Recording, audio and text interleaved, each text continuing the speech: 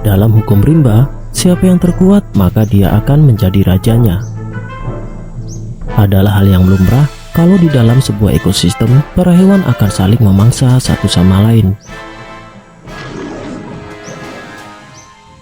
Hingga pada akhirnya, hanya akan ada segelintir hewan saja yang bebas dari pemangsa. Mereka adalah predator puncak alias raja di antara para hewan yang ada dalam komunitas tersebut. Tidak seperti hewan lain yang terkadang harus mengendap-endap ketika keluar sarang, para raja hutan ini selalu bebas. Mereka bisa berkeliaran dengan tenang, berburu sesuka hati, atau bahkan tidur tanpa takut ada hewan lain yang mengusik mereka. Benar juga sih, nggak mungkin juga seekor kelinci bisa tiba-tiba nongol dan nantangin singa Baiwan. Malah diketawain lah oleh singa. Tapi benarkah singa adalah raja hutan yang sesungguhnya? Adakah raja lain yang lebih kuat dari singa?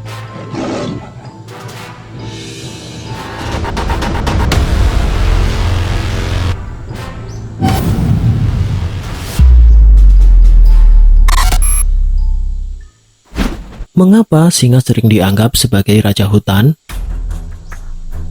Kalau ditelaah, sebetulnya singa disebut sebagai raja hutan mungkin karena ia adalah salah satu predator puncak yang terkuat di darat. Selain itu, sikapnya yang tenang dengan aumannya yang khas tentu bisa membuat ketar-ketir makhluk lemah lain yang berada di dekatnya. Singa jantan juga memiliki rambut tebal di sekitar kepala yang membuatnya terlihat seperti mengenakan mahkota. Tetapi, tahukah kamu bahwa ada satu kekeliruan kalau menyebut singa sebagai raja hutan? Karena apa? Singa sama sekali tidak tinggal di hutan, melainkan di savana. Antara savana dan hutan adalah dua habitat yang sangat jauh berbeda. Savana adalah salah satu bentuk ekosistem dataran rendah yang didominasi oleh padang rumput luas yang sangat minim akan pohon yang tinggi. Jadi, dari bentuk ekosistem dan vegetasi, savana sangat berbeda dengan hutan yang dipenuhi oleh berbagai pepohonan yang lebat. Maka dari itu, daripada menyebut singa sebagai raja hutan, lebih baik kita anggap saja singa sebagai raja savana. Karena di daerah savana, hampir tidak ada hewan yang mau repot-repot berduel dengan singa. Kalau bukan singa, lalu siapa yang lebih layak menjadi raja hutan? Alih-alih singa, tampaknya harimau lebih layak kita sebut sebagai raja hutan. Alasannya simpel, karena yang mendiami hutan belantara adalah harimau dan bukan singa. Lagi pula di hutan, harimau adalah predator puncaknya. Akan tetapi, seandainya sang raja savana dan raja hutan ini dipertemukan dalam satu duel maut, kira-kira siapa ya yang akan keluar sebagai pemenang? Pertama, mari kita lihat ukuran fisik dari kedua kucing besar ini. Harimau memiliki ukuran tubuh yang berbeda-beda sesuai dengan spesiesnya. Akan tetapi, kita bisa coba ambil ukuran rata-rata mereka. Seekor harimau jantan memiliki panjang tubuh antara 260 sampai 330 cm, dengan bobot antara 180 hingga 320 kg. Dengan ukuran dan bobot tubuhnya, harimau dijuluki sebagai kucing terbesar di dunia. Sementara itu, singa Asia dan Afrika memiliki tubuh yang sedikit berbeda, di mana singa Afrika sedikit lebih besar.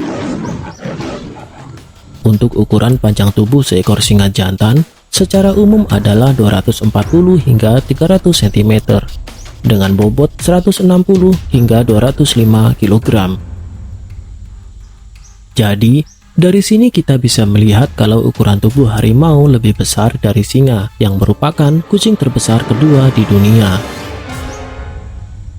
Berikutnya kita bisa membandingkan kekuatan gigitan kedua raja ini. Harimau jantan dewasa memiliki kekuatan gigitan sebesar 1050 PSI. Sedangkan gigitan seekor singa jantan dewasa adalah 1000 PSI. Dari segi kekuatan gigitan, harimau lagi-lagi unggul tipis. Jadi, secara data ukuran fisik dan kekuatan gigitan, harimau lebih unggul daripada singa. Tapi kan ketika sudah bertarung, ada banyak hal yang mungkin akan terjadi. Untuk itu kita bisa melihat data lain sebagai pembanding agar lebih valid. Menurut William Bridges yang merupakan kurator di Bronx Zoo, dahulu kala di Yunani pernah ada pertarungan gladiator di Colosseum antara harimau dan singa. Dalam pertandingan tersebut, orang-orang pada masa itu lebih mengunggulkan harimau sebagai pemenang. Di era lain, tepatnya pada tahun 1800-an, juga pernah terjadi pertarungan antara singa dan harimau di India. Kala itu, Maharaja Sayajirao Gaikwad dari Baroda di India mengadakan semacam pertandingan antara harimau dan singa. Hasilnya harimau keluar sebagai pemenangnya.